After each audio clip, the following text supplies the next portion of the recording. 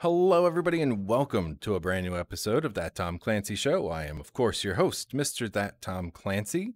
Well, it is a lovely, warm Friday here in the garage, so there's that going for us. Otherwise, Ghosts of Tsushima is out and some Paper Mario thing, like these small little indie games that nobody's ever heard of. Liam, Chroma, good to have you guys here. Thank you all for showing up today.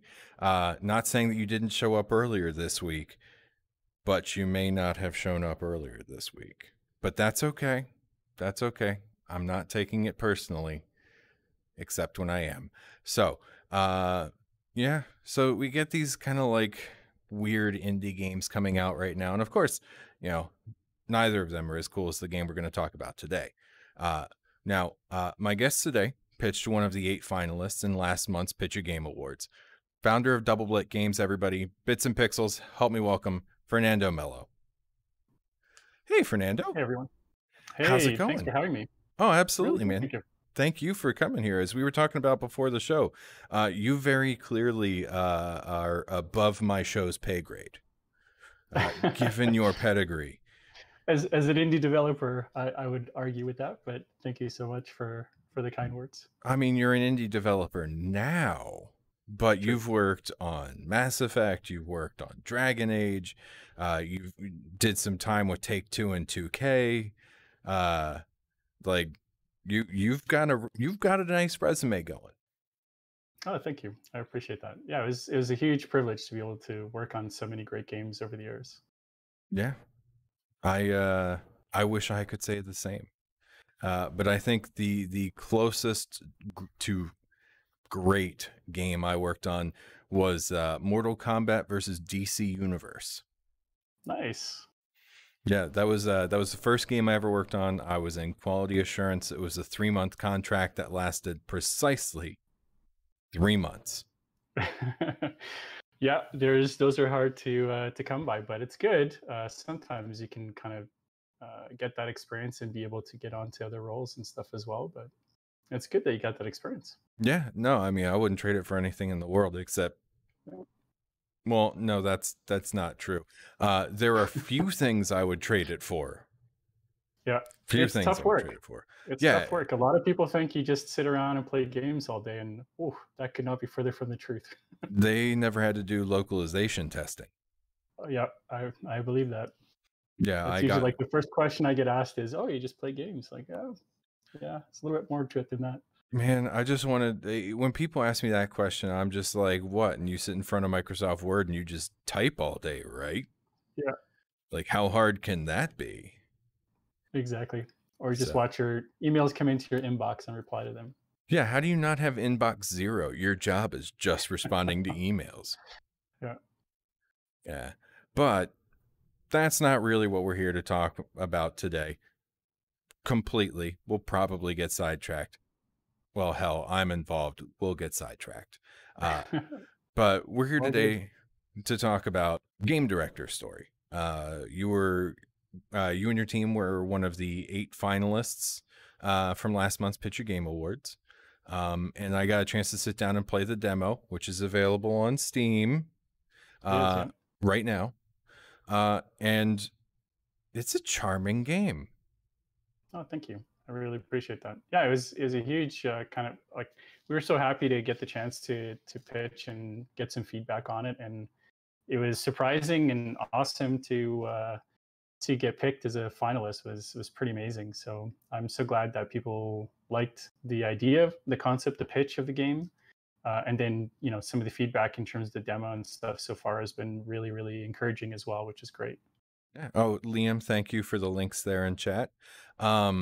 Yeah, it kind of felt a little bit like a Game Dev Tycoon.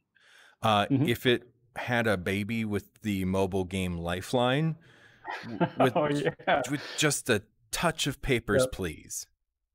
Yes, that's a pretty good description, actually. It's one of the interesting things, like a lot of the games that are kind of in this space around game development seem to be more on the game dev story side. Like it's more the macro management of things, and you can kind of do You can kind of do things like you treat it as a management game, obviously. So you do things like I'm going to hire a bunch of more programming widgets to throw at this thing, and the bar is going to move faster, and it's going to cost me more money.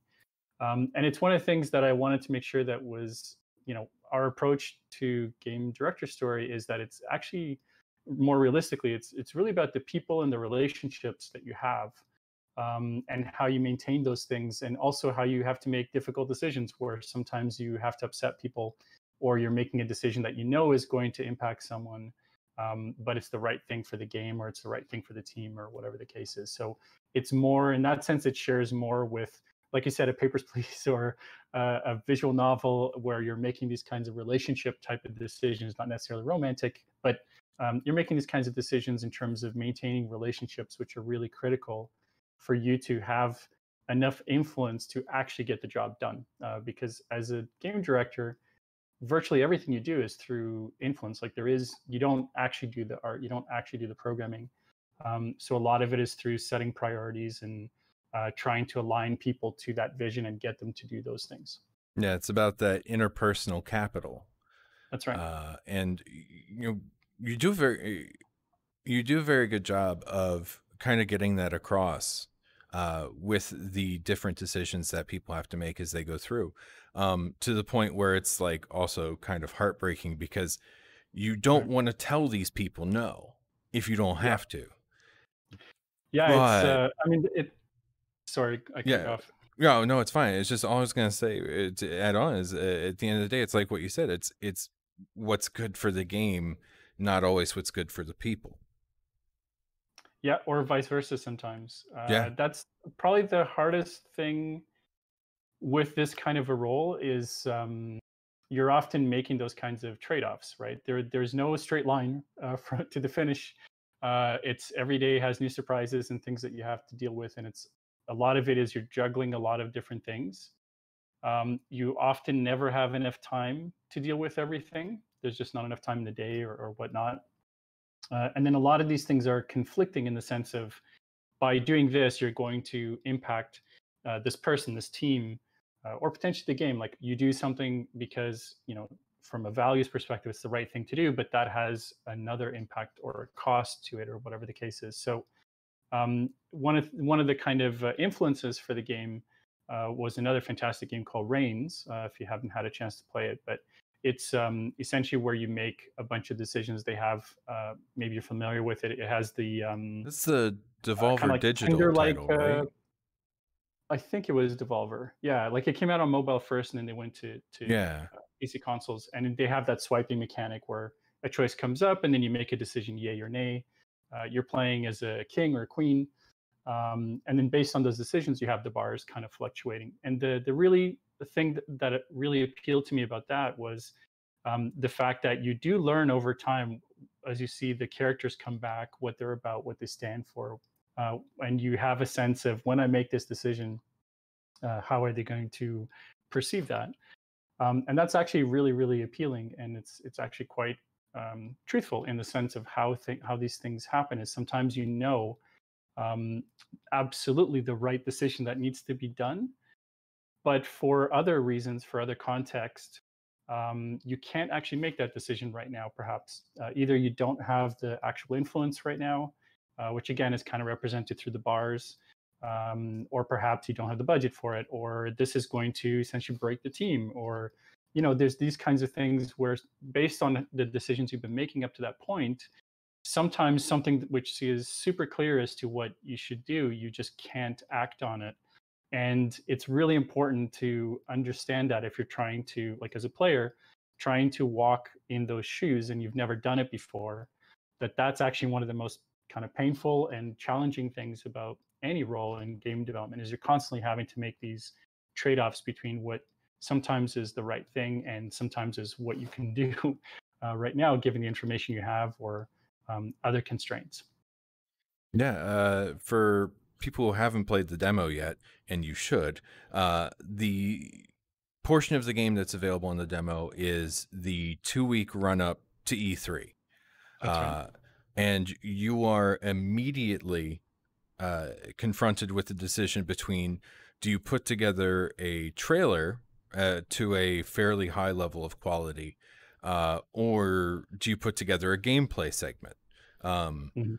I put together the trailer because I was more worried about my team than I That's right. was worried about, making the publisher happy. Um, though I will say that at the end of the demo, I had all of the bars at roughly 75 to 80% full. Good. Oh, that's excellent. Then you're a good game director. I would hope so, but and I mean, it took some doing because there are really hard decisions that have to be made because there are a handful of main story characters. Mhm. You have and you all start as a group of friends, and it speaks very much to my personal experience because several years ago I tried to start an independent developer with friends, and well, let me just say we didn't keep the bars full.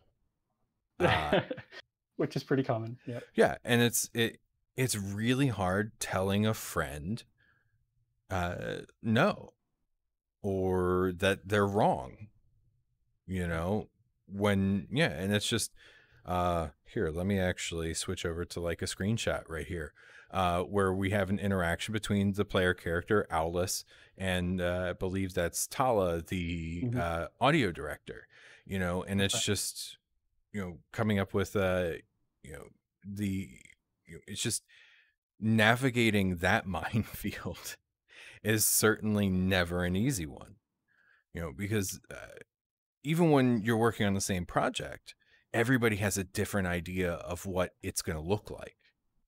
Yes.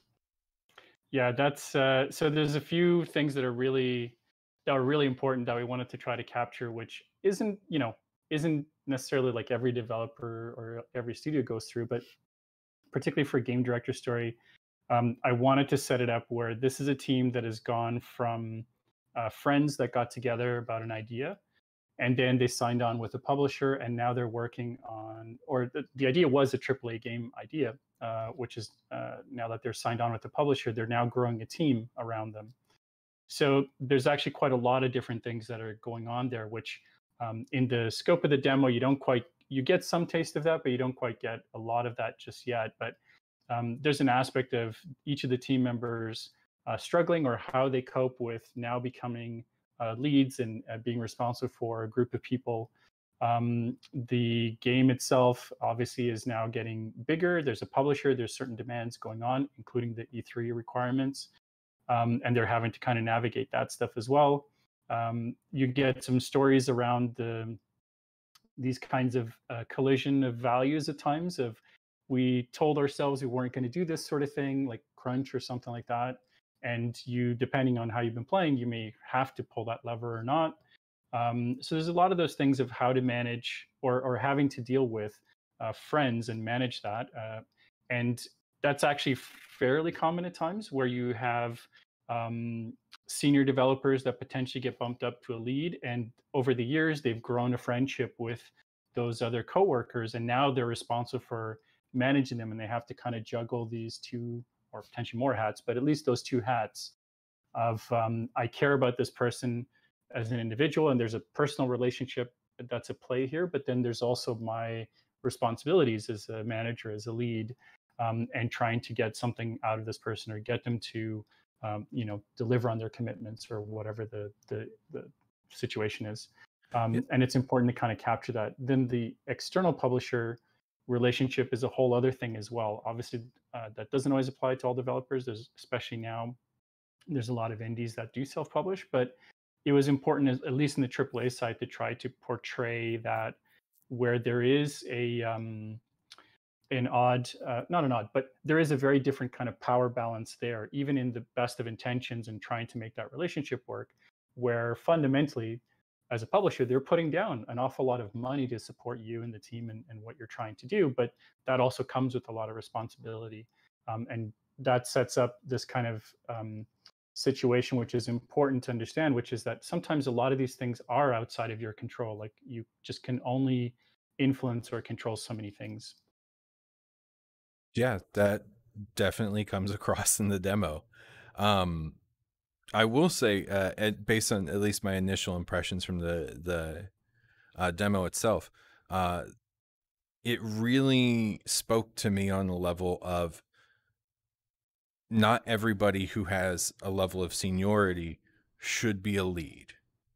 Right.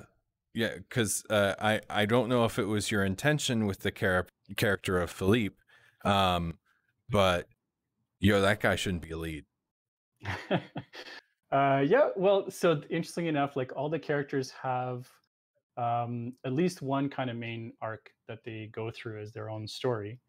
Philippe's is definitely about that, as you've discovered. He is struggling with this concept of how do I now become like I have. He's still relatively young. He has an ego to him.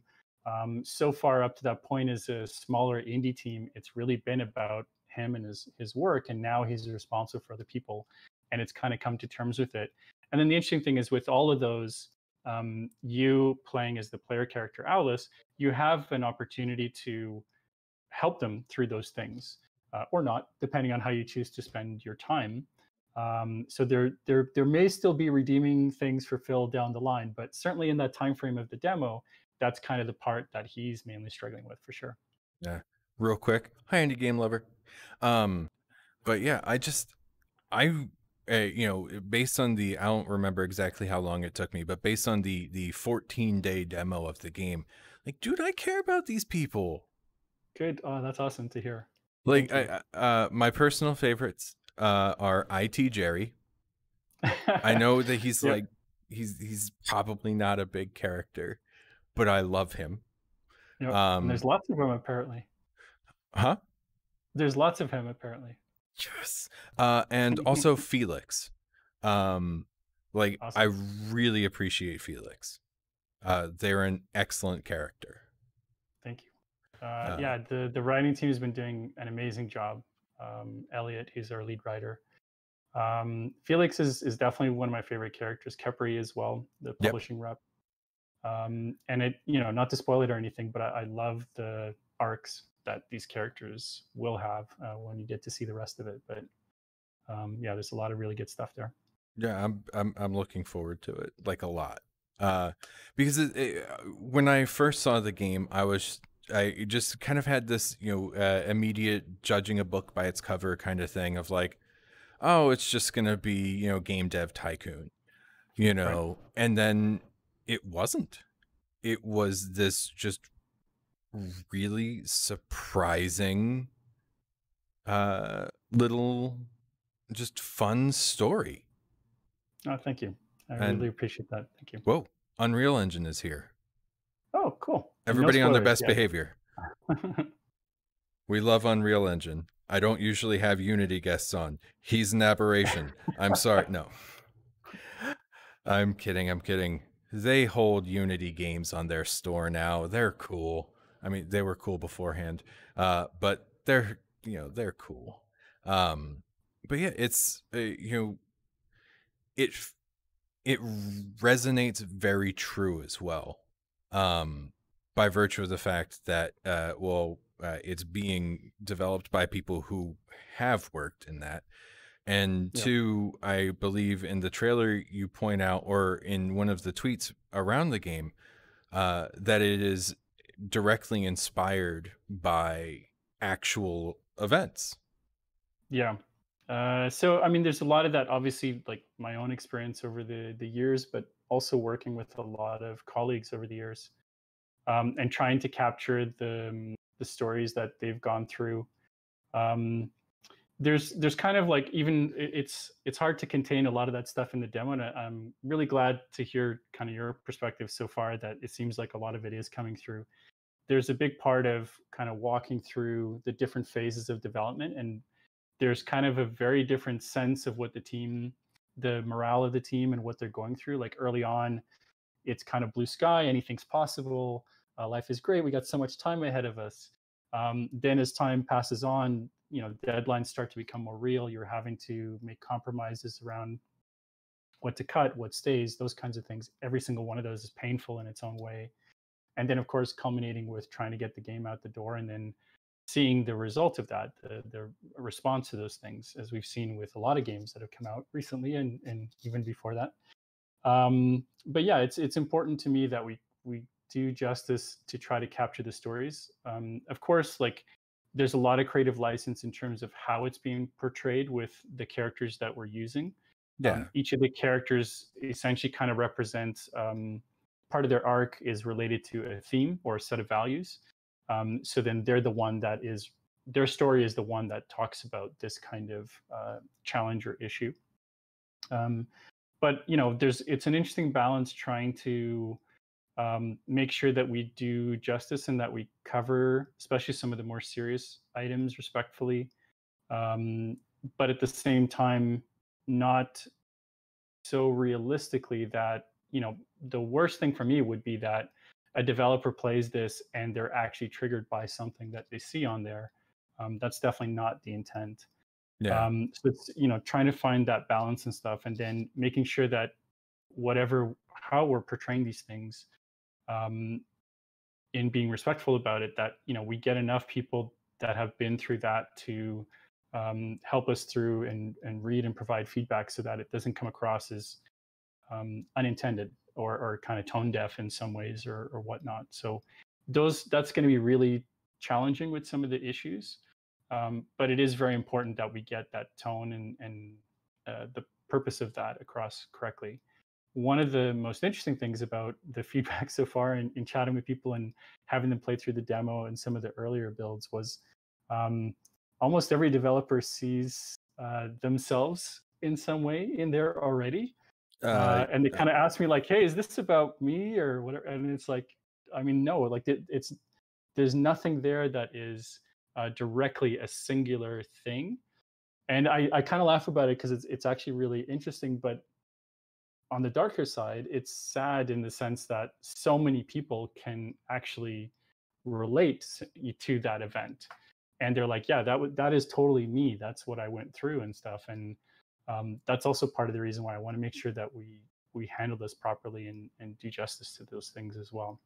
well, kind of speaking on handling things properly here, and that's not to like turn it around and say you didn't, but one of the things that even in this brief demo that I really appreciated was the care that you took in really making diversity and inclusivity a part Hmm. of the game. Because Felix identifies as non-binary using they them Hmm. pronouns, and it's introduced in a way that doesn't feel forced. It feels like a very natural part of conversation, at least the way I experienced it. Because I'm sure that through the vast web of conversation possibilities, there are also likely ways to royally screw it up. Yes. Um, and and again, like in speaking just for me personally as well, um I absolutely see parts of myself in these characters, in all of them. Hmm. Like I fully understand Phil's almost manic creation style.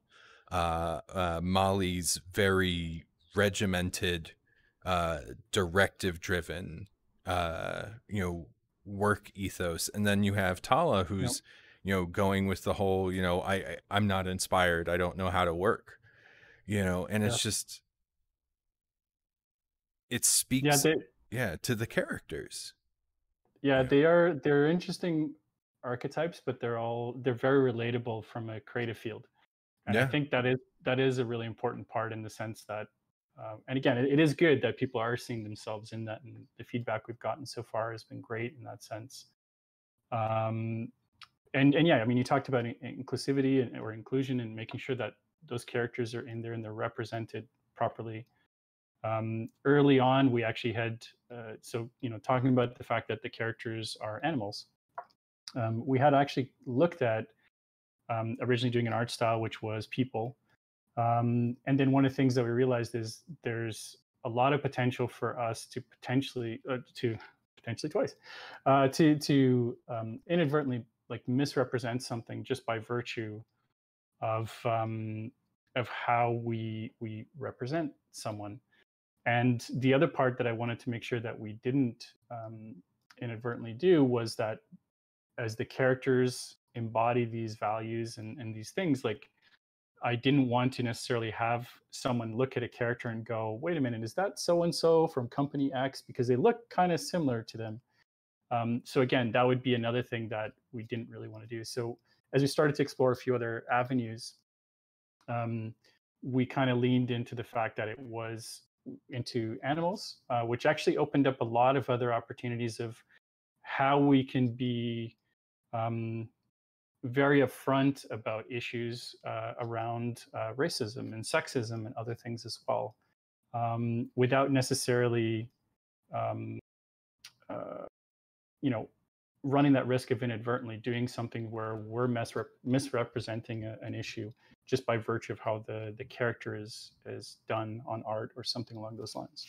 Yeah. Well, I mean, Um, just briefly touching on that, I mean, it seems that this demo and the pitch are fairly perfectly timed as yeah. yeah, I mean, I have this I'm going to go out on a limb here and I'm going to say that you probably didn't originally intend that. But, No. we are at this period now where game development is kind of at a reckoning, and you've kind of accidentally become a great game ambassador for for being inclusive and showing that it's not hard to embrace the diversity that is out there in the potential workforce. Well, I mean, I really appreciate that. I certainly hope so, and I hope we do the rest of our job correctly in doing that and earning that.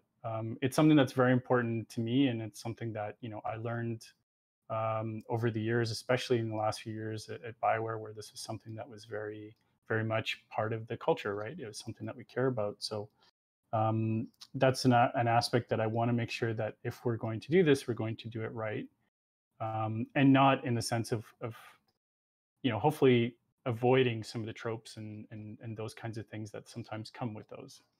Yeah. That's one of the advantages, I suppose, of doing my own thing is you can make sure that that at least happens. Um, yeah, but it's been interesting, kind of seeing the characters evolve and how to portray that. The fact that we are using animals also actually opened up some really interesting conversations and things around because like a lot of the animals also have their own stereotypes associated with them. Like when you have, for example, Felix is a fox, or you have a predator animal like Capri as a lioness. So we can actually play with some of those stereotypes and um, this kind of idea of don't necessarily judge a book by its cover if it's necessary in a way of telling more about the character and so forth, and hopefully having players kind of recognize that, like going in perhaps with a presumption of what this character is about, and then over time as they get to know them and kind of see what they're about and what they care about, actually kind of peeling all that back and just realizing that this is just another human being that is exactly like you are, and loves the same way and cares about things the same way and wants to do great on the game. That's And actually perhaps they're struggling with some professional or personal issues like everybody else, yeah. and it's kind of with you in terms of how you want to help them and address that. The That's actually a layer of things I hadn't even thought about until you brought it up with the different animal representation. I mean, with there is the kind of assumption of wisdom with an owl, the main What's that? character. And people do, with Kepri being a lioness. I mean, it's the idea of the publisher being predatory. Hmm. And it's just, it just kind of blows my mind because now it's a whole other layer of meaning and understanding behind it. I'm clearly going to have to think on this further, but Yeah, I mean, but the other part is I don't know dang, man. if you saw it in your experience. There's also the aspect that the fact that they are kind of plush characters, they do come apart at the seams as well as they get stressed and as they as you put them through these situations. I think I And that have was another aspect where, a um, screenshot with that. No, it's not. yeah, possibly, maybe. Yeah, I didn't pull one of those, I'm unfortunately, trying to. because Oh, I okay. am dumb. Uh, No worries. but I um, did see but that in one of the screenshots you provided with me. It was, I think it was a screenshot of Philip, and I was like, whoa, is his hair going yeah, crazy? And then, yeah, nope, that's stuffing. yeah, and they all respond differently. Like some of them is, they'll have more stuffing coming out, or perhaps it's like their button eyes are kind of drooping, or something along those lines. But it was important along the lines of as we were talking about, kind of the stereotypes that sometimes come with these. I didn't want to have it where we were indicating all this stuff through UI or have to explain it to you as part of the conversation, because it doesn't feel right. And I didn't want to have um, the conversations themselves, as you noticed, are actually quite succinct in terms of trying to get the points across, even though there's a lot to digest there. And this is one of those areas that is really kind of settled on this idea of them coming apart to visually represent it, because with some of the characters, their personalities, they won't necessarily tell you that they're feeling down or stressed or whatever the case is, because that's not part of the way that they are. But you can absolutely see it, which is kind of true to life.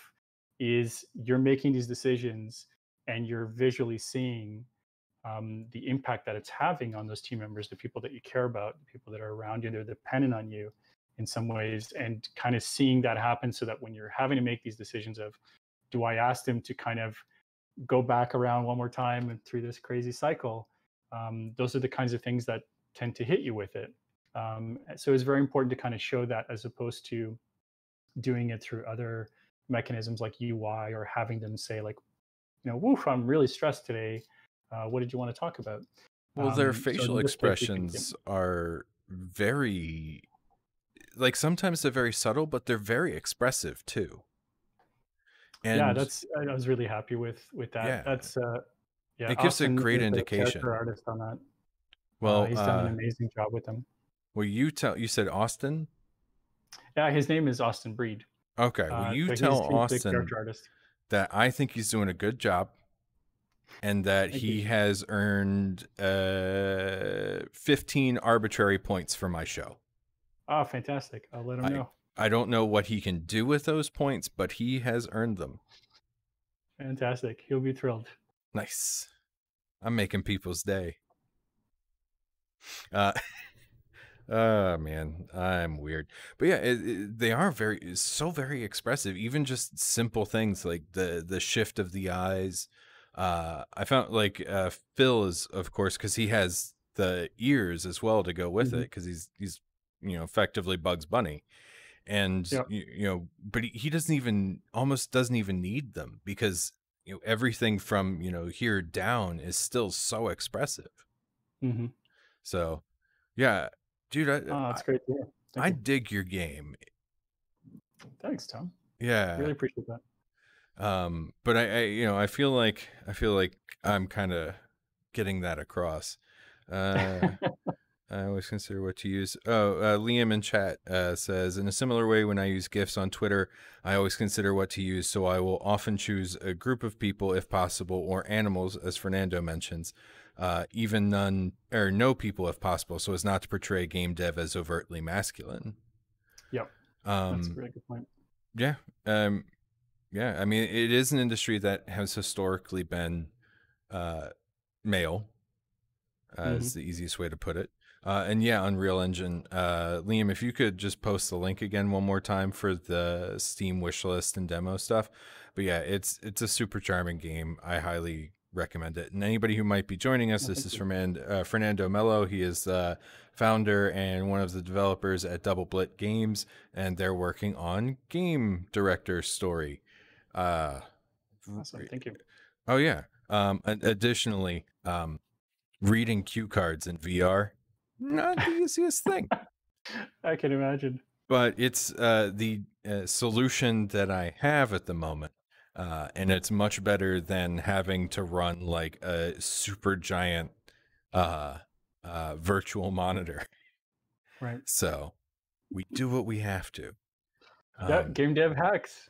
Essentially, that's what it is. Pretty You much, do what man. you need to get the job done, right? Oh yeah, and the best part is that they're planes. So long as they are Oh, cool. faced towards me as opposed to the cameras, I can have as Yeah, many of them as I want. No one can see nice. them, you That's know? brilliant. Yeah, exactly. It's those hacks. You know, but yeah, it's you've woven a huge level of personality into this game. Oh, thank you. That speaks because uh being what's the word I'm looking for here? Um very close to an artist.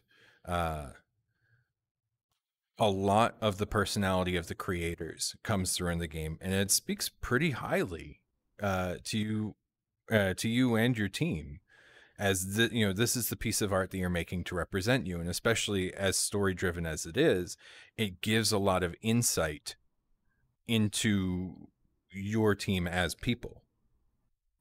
Yeah, thanks. I really appreciate that. Yeah, so like Um, yeah, you're killing it. uh well, it's first step. We still have a ways to go, but I appreciate the yeah, the vote of confidence so far. That's really really appreciated and yeah, very man. helpful. uh Um, yeah.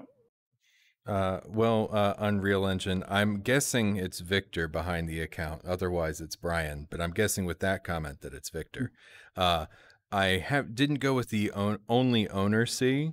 What I did do, just in case, is I also told my scene capture 2Ds to ignore the plane actors that I have my cue cards on. As well as a couple other things that aren't actually presently in the scene because I broke them and I haven't gotten around to fixing them yet. They're like off, like they're like right over there in the ether. Uh, they're outside the garage. They don't exist. Uh, Yeah. As long as it's off camera, you're good. oh yeah. Well, I mean, even if it were, as I said, even if it were on camera, you Yeah. wouldn't know. Version control is king. Version control is king, which is why I just put stuff out that way. And it's not like it's like they're easily fixed. It's just, what does my fan say over there? It's 85 degrees in here right now. I don't want to be in here any more than I have to be, and like, Yeah, I can imagine. yeah, I mean, yeah, dude, it's not the worst it has been. A couple weeks ago, it was like 90 degrees in here while I was doing a show. You know, great way to lose water weight, Yeah. but I don't recommend it to anyone. Yeah, there's Um, some great indie stories of starting off in garages, basements, and things like that with no air conditioning, and you have 10, 12 people, and it gets pretty warm in there and pretty stuffy. if I had a network hookup in my basement, which is actually significantly cooler than the rest of the house Mm, right now, I'd consider it. yeah. But there are spiders down there, and I'm not a fan of spiders. Bugs. You gotta crush those bugs. Yeah, but we need them Well, too. true. Don't do that to spiders. I was making a bugs joke, but Yeah, yes, you're right. there's a lot of We should bugs just I will. let them out of the house. Yeah, a lot of bugs I will kill on sight, but spiders, I'm scared of them. But we have a mutual understanding. Plus, I ate one of them on purpose when I was in Cambodia several years ago. Oh, okay. Yeah, it was Was deep this like fried. one of those? Oh, nice. It was I've delicious. never done that. I've looked at it and seen it in shows and stuff, and it seems really interesting. Well, they brought it out in a bowl with another bowl on top of it to show us the spider. I don't know why. Like Um, alive? yeah, alive. Oh wow. And Okay. like it was no small spider. Can Uh imagine. but Yeah. and I'm just like, keep that way the hell over there, you know. Yeah. And so they brought it out and we saw it, and there was a group of us. We were all in a big tour group, so there was like 10 or 12 of us, and so we split the spider between everybody, and like, so I had a leg. Dude, it tasted like beef jerky. It was delicious. Oh wow. Nice. Like, I wouldn't want to live on it, but as an appetizer it was excellent. I will have to try that when I get the Yeah. chance. And by having eaten it now, I have gained its strength, so I feel That's great. right. Victor, always good to see I you. was I was bit by a spider recently. Actually, we were Oh snap. outside in the backyard, and I had like a big welt for a while and everything, but no superpowers yet. I don't know if it Well, just takes longer than in the movies or something, or how that works, but yes, Victor, we are talking about eating spiders right now and getting bit by spiders. I got bit by yeah, one on the neck like, geez, how long ago now? Like almost 20 years ago. And yeah, that was not fun. I had like this big, like crazy, like mark on my neck. And yeah, yeah, spiders can be pets, but they can still yeah. bite people. Um, but not in my house. They aren't pets. Uh, I was gonna ask, the one that bit you in the neck, was that a pet or? no, it When I wasn't. get It was. It happened while I was asleep. Would I eat cats and dogs? Um, that's a tough question. If it were a survival situation, absolutely. Meat is meat, and I am not vegan or vegetarian. Would I eat it if it were on a menu? No. Hmm, I So think I'm with you on that. yeah.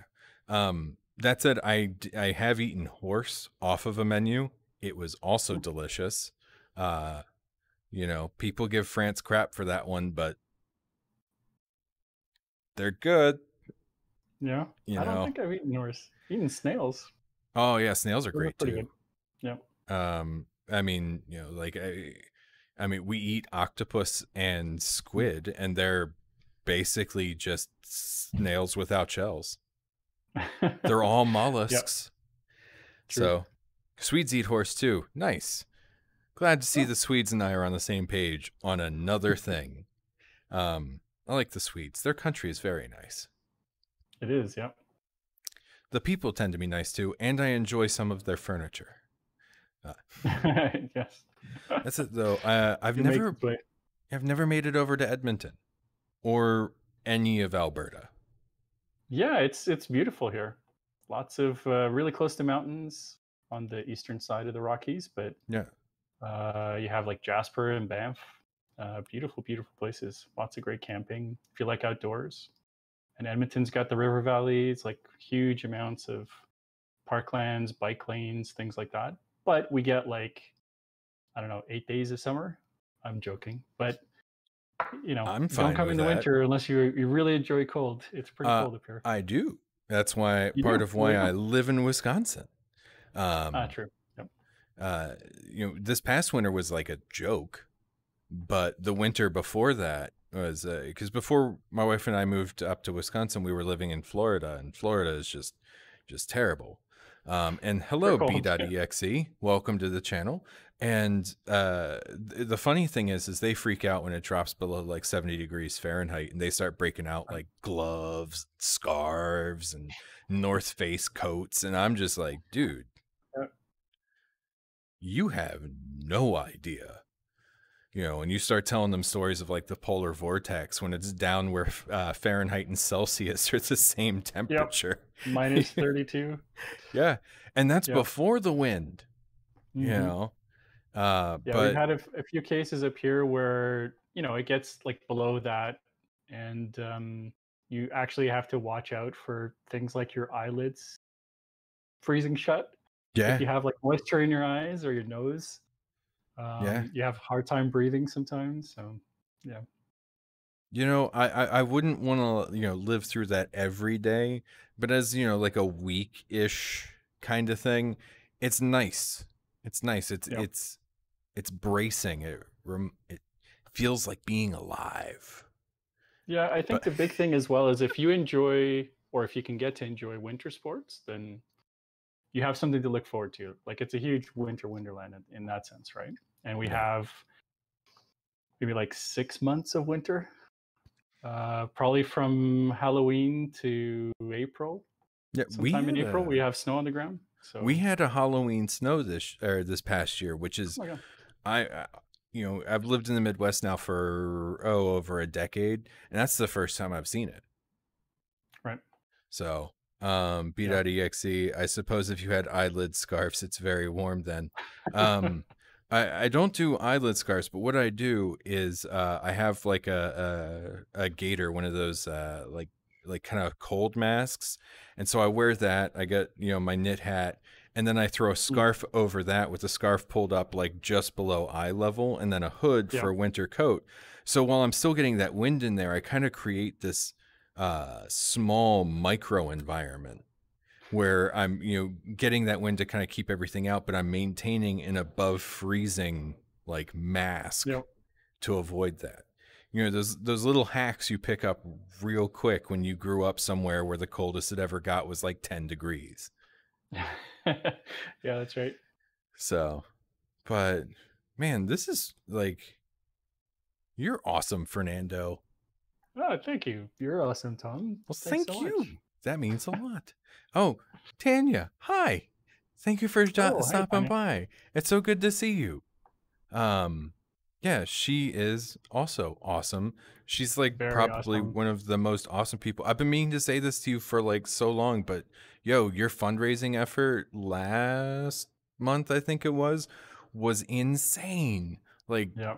I don't have enough thumbs to congratulate you on that one. Like, that was so great. Also, we should get you on the show someday. That'd be a great idea. And Yeah. Fictional Cat, good to see you as well. Yeah, she's like basically right down the road from me. So, Oh, cool. and the one time we ever actually met was in Wisconsin. Yeah, at like conventions and stuff. Those things that used Right. to happen in the before times.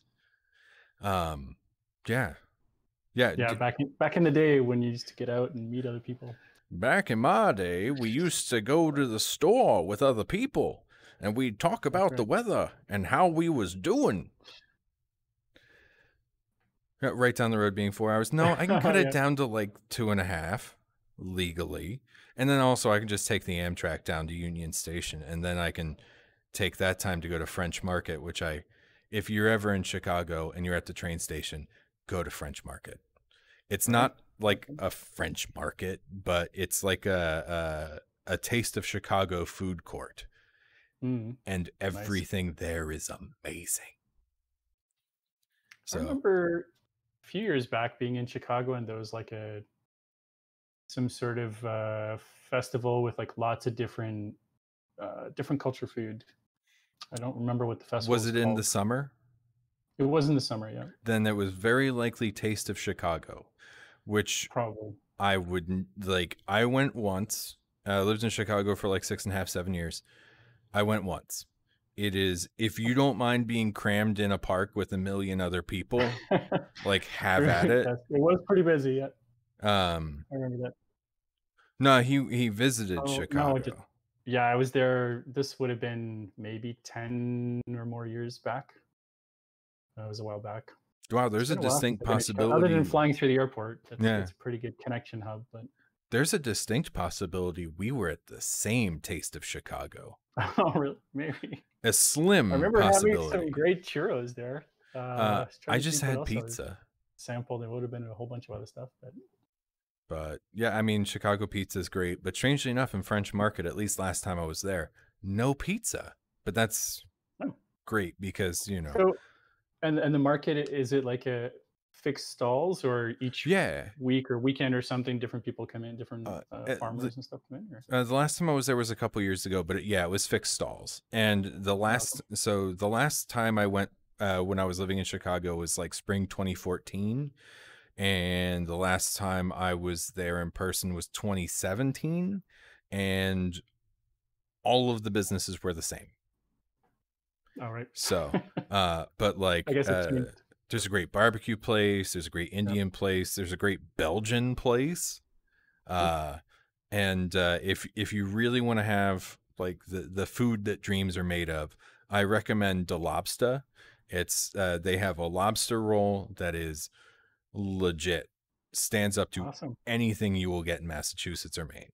I may have to follow up with you and park that bit of knowledge until all of this goes away and we can actually travel again. But Oh, I'll never that would forget. be awesome. Like when I passed through French Market back in 2017, I didn't tell my wife that I went and got a lobster roll because Right. she would have hated me. But she knew I got it, and she was Right. mad I didn't bring her one.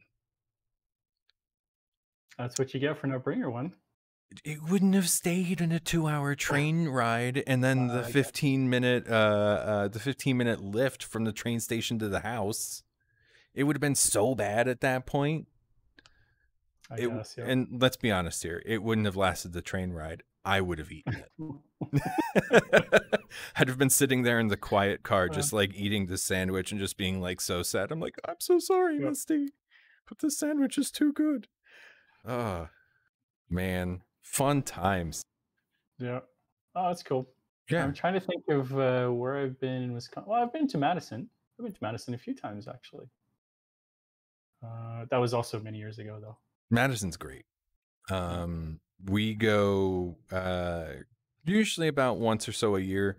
I can't remember the number of times I've been to Madison, but with the exception of one time, we always go to the same Nepalese restaurant. We went, and stream times overlap or you're in meetings. I'll make it work. I'll find a day. We'll make it work. I don't have like a set time. I'm with people from all over the world on this. Like, Fernando, you're one of like the closest people really that I've had on the show, because there's only a 1 hour time difference. Right. Like the last couple days I've been up doing shows at 9 or 10 o'clock in the morning, my time, because they're over in Europe.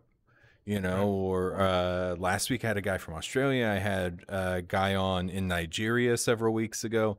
So it's just, I have no set times. Time holds no meaning in the current days. In VR, yeah. Yeah, it has no meaning in VR. It has no meaning in the pandemic world. Time is but an idea and a construct foreign to me. But yeah. Well, while we're here and everybody in chat's being pretty active, does anybody have any questions for Fernando about game director story? Because it would be a great time. I mean, we're literally just talking about food. Yeah. Fictional Cat's dropping his Illuminati all-seeing eye in chat. Now Tanya's got me thinking about cheese curds as well. Yeah, I'm thinking about cheese curds now too. Thanks. Yeah. Hold on a sec. That was one of the things that I loved about going to Montreal a few times, and you get poutine and the cheese curds they have there. So I mentioned, sorry, had to do that for Fictional Cat. You mentioned, Fernando, how seriously do you take yourself? How seriously do I take myself? Yeah, just unrelated to something that may have just popped up in chat. Do you need me to dab? I do need you to dab. Hold on a sec, let me get the close up. All right, in your own time. All right. All right, there we go. How is that? Is that all right? That's good for me. And Cool. well, it's my show. I make the rules. So, yeah, man, I'm just trying to think, like, where can I get some cheese curds delivered to me? But oh no, otherwise, so I was in Montreal several years ago, and I was getting my Mass Effect tattoo, and once that was over, because that was like an 8.5 hour endurance session, I got like 2 servings of poutine and just sat in my hotel room and watched Star Trek movies on Netflix eating poutine. Yeah, that was every time I travel there. I shouldn't say that. A couple times I missed it, but virtually every time I went there, I would always go out for lunch and grab poutine. It's just one of my favorite things. I've never gone to like any of the places that everybody always like recommends, like La Banquise and whatnot. I've always just picked it up from random shops on the street, and I've never been disappointed. Yeah, even then it's pretty good. Yep. I mean, even the Harvey's, which is like a McDonald's type thing, you can sometimes find really good, poutine or even just fries with gravy and cheese curds. The cheese curds are great. Dude, I make poutine at home sometimes. Oh, nice. And because Wisconsin, great place to get cheese curds. And don't worry, B.exe, I will be getting to your question in just a moment. But I just okay. I experiment with poutine as well. So I did a southern breakfast poutine with cheese curds, scrambled eggs, sausage patties, and sausage gravy. Nice. It was, I'm pretty sure it's going to kill me, but it was delicious. Yep. It was worth it. Yep. Oh my God. Yes, it was. I don't care how many years of my life are gone. It was so good. Yeah, it's amazing. Like that's the best part is when you get lots of different flavors and stuff mixed in with it, and just each time you go, we just try a different one. Is one of my favorite Yeah. things. All right. For reals now. All Oh, right. thanks, Tanya. Appreciate it. Beat.exe, what do you most hope players will take away from the game after playing? That is a great question. Yes. So the biggest thing that I'm hoping for is by having players kind of walk in those shoes for the experience, that once they walk away, they can kind of feel what it's like to actually go through something like that. And hopefully, again, not naive that it's going to affect everybody, but I'm hoping that for some people, it will help to kind of build some additional empathy and compassion for between fans and developers of the games that they love, as we've seen most recently, but then also even previous to that, sometimes it's not often appreciated or not realize what developers actually go through. And that's the one thing, we walk away and then think about like, holy smokes, like someone actually had to go through those things because they're all based on real actual things that have happened to developers and that they had to go through. And I'm hoping that that will kind of sit with players and even if it, 6 people, it changes 6 people. Nice. Yay, empathy. Yeah. Accidental middle finger there. Sorry. My hands are still a work in progress. Usually for my day job, I work at a local Starbucks here, which happens to be right next door to a local bookshop, which for me is amazing because I love reading. Nice. When I first moved up here and I first started at that store, a regular who will go nameless because I'm not allowed to name them by Starbucks rules. He asked me, what I thought of the new store. And I was like, it's really nice. And like the regulars are pretty cool. And it's right next to a bookstore. And man, I love reading. And he goes, yeah, I don't read. And I'm like, oh, you should. It's been proven to, increase empathy and like make you a better person. All stuff. And he just like, I don't need empathy. I'm a Republican. Oof. And at that point, Sounds about right. I was like, I'm never going to like this person. Yeah. Just not going to happen. Oh yeah, That it's kind of looking at. I mean, especially in recent times, but even from before, it just seems like that. And to be clear, like I don't think it's exclusive to folks there. We see it up here as well, and in other parts, like at the UK and other things. But it just kind of seems like that is one of the sort of defining things: is this ability to not think about other people. Which feels really weird. yeah, Like we're meant to be social creatures and we live in communities, and this is, we all, the tide that floats all boats, yeah, sort of thing. And just that kind of mindset is very strange and foreign at times, but yeah. you know. Yeah, I laid it out in an early, like super early stream in this show where I was like, hey guys, these are my political beliefs, and they're going to come up in the show, which is quite literally that every life matters. Yeah. And it's just, yeah, I mean, even as a representative of Pitch Your Game, we ran a Black Lives Matter version of Pitch Your Game, Hmm. because Black developers matter. Women developers matter, and and that's one of the main things again that I am so big on the diversity and inclusivity of your game, is because we all become better people by learning the stories of others. And Yep. it's Agree. just when people shut themselves off to other people's stories, it's not even willful ignorance, it's just willful stupidity. Even to some people it's even like a willful hate. Hmm. And it's just like everybody's story has something I can take from it that I'm going to be able to see part of myself in. And looking at all these people in chat right now, I have learned something about myself through learning about these wonderful people. And it's just like, I can't understand why people wouldn't want to do that. Yeah, it's a tough one for sure. And I mean, reading is actually one of the most interesting ones just because it's so accessible. Mm-hmm. I mean, just no excuse. Even if it's not books, but there's so much material that is freely available. Yeah. Just educating yourself on other perspectives.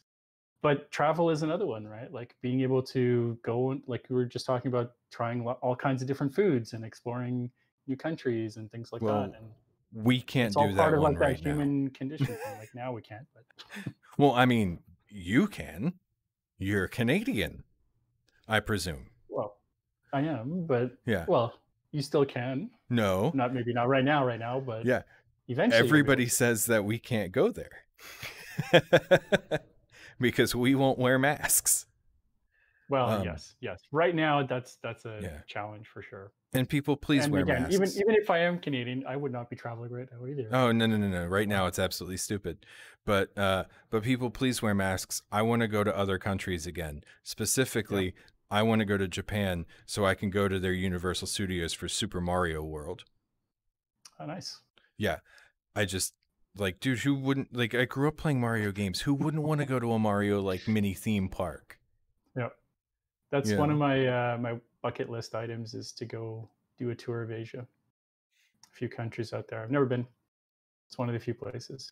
Yeah, I mean, take me with you, Tom. Fictional cat, you got to figure out how you're gonna.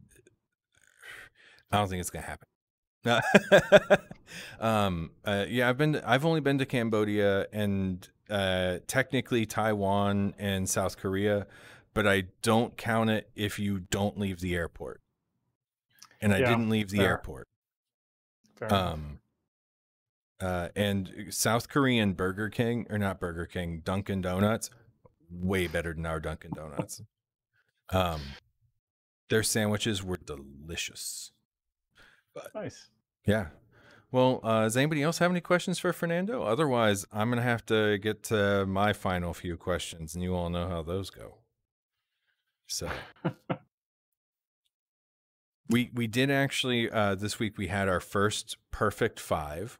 No bonus points. Got all of them correct. It was Rob Madden from Cloud Jumper. I kind of figured that he made a game about clouds, that he wouldn't know anything about clouds. I was gravely mistaken. So, I mean, I figured, it was kind of a safe bet. I asked the Australian guest last week if he knew anything about like non-dangerous animals, and he didn't really. But I mean, technically, Well, you have to prioritize it in that case, I suppose. Well, I'm glad you popped by. It's always great to see you. But yeah, I'll be in touch with you via some form of direct message about getting you on the show, because I want you on the show because you're cool. Well, not just because you're cool, but because you also do cool things. But yeah, Fernando, he's a cool guy, and he does cool Oh, things. thank you. I didn't know you were cool before now, but now you're cool. So thank you. I appreciate it. well, now I know. But figure out some dinner. Yes, I'll message you tonight. But all right. So, and thanks for stopping by. Bye, Tanya. Great to see you again. Sort of. So now it's time for the 5 questions.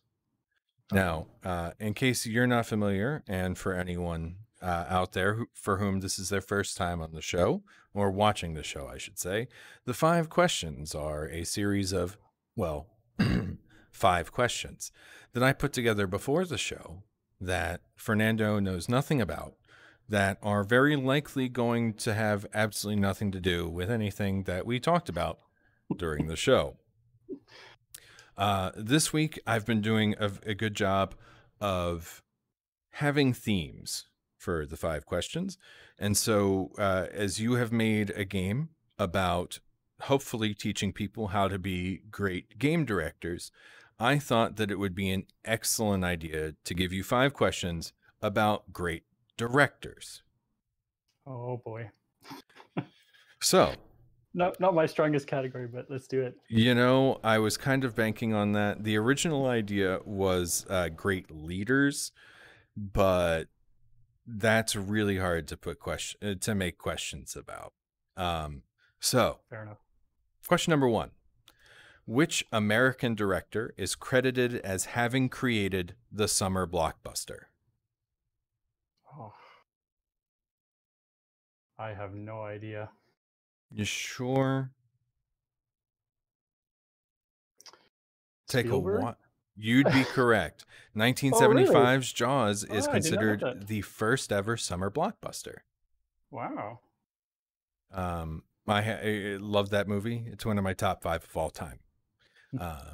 So you're 1 for 1 right now. So you're doing Okay. well. Well, You're off to a good start. I'm already ahead of expectations for myself, so that's great. Question number 2. Eyes Wide Shut may have been Stanley Kubrick's last film. Which of these 3 was his first? Spartacus, Fear and Desire, or Doctor Strangelove? I'll try Doctor Strangelove because I know that that's oldish. I don't know about the middle one. Doctor Strangelove may be in black and white, but of those 3 movies, it's actually the youngest. Really? Yep. When was that made? Was it like 70s? That was mid-60s. Oh, okay. But the oldest of those is Fear and Desire, which was made in the 1950s. Wow. Spartacus is there in the middle. I believe it was 62. Yeah, I was kind of juggling between those 2, but I thought, okay, oh, that's good. Good to know. I learned something. I'm glad. I'm trying to figure out what I have to learn today. Oh no, I learned things. So we're all good. All right, question number 3. Known mainly for documentaries like Grizzly Man and Into the Abyss, which German director voiced Shrimply Pibbles on an episode of Rick and Morty? Oh goodness. That entire question was all gibberish. I have no idea. Well, do you know any German directors? I don't think so. The only related name that even comes to mind is Hans Zimmer, which is, I don't think he's a director. He's an audio guy, right? He is a composer. Yeah. So I don't know. And he would definitely not be correct. Okay. The correct answer that I was looking for was Werner Herzog. Oh, I have heard of him, but that name did not come to mind. I highly recommend YouTubing Werner Herzog, Rick and Morty, because he has the most insane monologue that a German nihilist film director could possibly give. Excellent. That sounds fantastic. Oh, it's so good. All right. You're not doing too great here. Yeah. Sorry. It's fine. It's fine. The point is for you not to do great. Okay, good. As long as it's entertaining for the audience. That's exactly. This is what it's all here for. Question number 4. Directed by Akira Kurosawa, which movie is frequently cited as an inspiration for the Jedi in Star Wars? Oh, I have watched some of his films. But I'm pretty sure you can. Seven Samurai? It is. Maybe that, yeah. Okay. It would be the Seven Samurai. That is. I thought I got the name wrong, but I was trying to. Okay. Perfect. Yeah. That is frequently cited as one of the main sources of inspiration for the Jedi, at least in film. And then, of course, there are others, like martial arts, like Kung Fu masters, and who even knows anymore with Star Wars what was and wasn't an inspiration. So, all right, you are 2 for 4 right now, moving into the final question. Great. Well, I'd be surprised if I get like over 50% here. I'm pulling for you. This is my personal favorite question. It was the first one I wrote, but it's because I love it. It's the last question. Question number 5. The father of modern cinema, which director also voiced Unicron in the original Transformers movie? Wow. I don't know. Hitchcock? No. No. Orson Welles. Yeah, Okay. Rosebud himself Wow. voiced Unicron in the 1986 Transformers movie, which brought us the death of Optimus Prime and Jude Law as the new head of the Autobots. Excellent. Yep. Dude, I love that movie. It's so 80s, it's not even funny. Yep. But Yes. yeah, and then Leonard Nimoy became the replacement for Megatron. So, well, you did 2 out of 5. Yeah. Which isn't the worst. True. Well, I mean, It was better than I expected. So, and it's not the worst that any of the guests have ever done either. So, thank you for coming and being on the show. Thank you. Before we go, would you be able to tell everybody where they can find you on social media real quick? Definitely not using this camera transition to figure out what the final name is for my duck. Yeah, for sure. Well, Double Blit Games, you can find it at Double Blit on Twitter and doubleblit.com. And then for myself, my Twitter name is Disco Babaloo. It's a long story. But you can also find me through the Double Blit site. And then the game itself, the demo is currently live on Steam. Just search for Game Director Story. Awesome. Well, once again, thank you very much for joining us and taking time out of your busy Canadian day. Thank you so much. Yeah, of course, man. Like, I mean, one, I figured it was going to be a fun conversation either way. And then when I played the demo, I was like, damn, this is going to be a good show. Oh, awesome. I really appreciate that. Thanks so much for your time, Tom, and for having me on. Oh, hell yeah, man. When you're like, I'm just going to say this now. Open invitation. Thank you. Don't make me regret it. No. Well, this is the time of the show where I switch over to my fancy close-up camera angle. Hello, everybody. This ends our regularly scheduled week of shows. Unfortunately, we do have to say goodbye. But before I go, the winner for the name for our duck, with 33% of the vote, is Duckus. Our duck is now officially Duckus. So, I don't have anything ready to go to announce anything. I'm sorry. Let's just assume like Duckus. So, thank you all for joining us.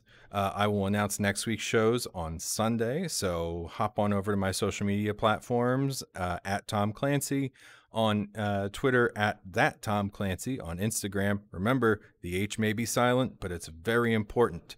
And on Sunday night at 9 p.m. 9 p.m. Eastern, we'll be doing our first ever community game night. If you want to come join us, we're going to be playing Unfortunate Spacemen with my friend Rob, and we're very likely going to be streaming it. There will be some rules to help maintain the fun of the game and also friendliness for the community. So, hit me up on social media, and maybe tomorrow we might have a stream Discord server. I'll let you know tomorrow. But until then, everybody, thank you all very much for being here, and I will see you on the next episode of That Tom Clancy Show. Have a great weekend. Be safe, and wear your freaking masks. I want to go to foreign countries again. But it's also about you. I care about you. And of course, me. But bye.